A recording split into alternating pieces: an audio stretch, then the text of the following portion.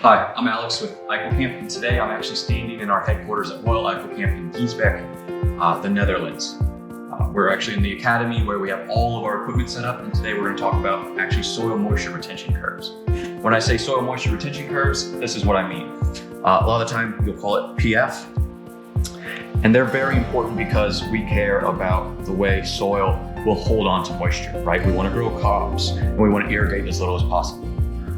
Water's expensive, you have to pump it up, you have to clean it, you have to use it. So we know it's a finite resource, and if we can water less by knowing more about our soil, that's really can save us a lot of money and time and energy.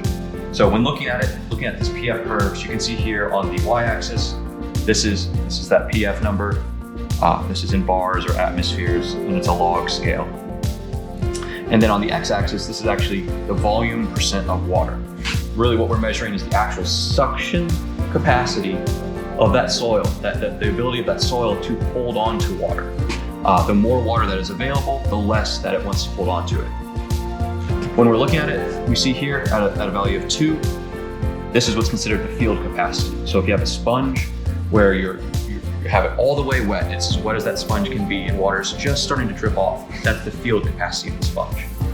And then up here, this is the wilting point at about 4.2. So this is the point where the little capillaries in the root structure won't be able to pull the water away from that soil. The soil is going to hold on tighter, and the root can pull that soil or that moisture away.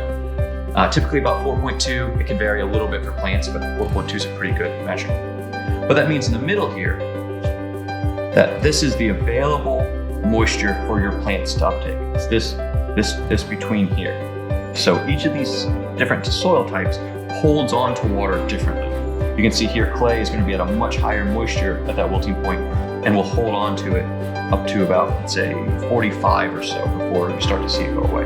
Whereas sand really isn't going to hold on to very much, but it's not going to be able to hold very much either. You're going to be down here at, 8 or so. So really, knowing what type of soil you have out in your field can help you determine how much you need to water before you're going to start seeing it run away, and then you're just wasting that water. That's how you can control your costs and really be a little bit more optimal. So next we're going to get into the different apparatus we sell here at Eijkelkamp to determine those, because it takes several different instruments to get that full range. This is Alex with Eijkelkamp. Meet the difference.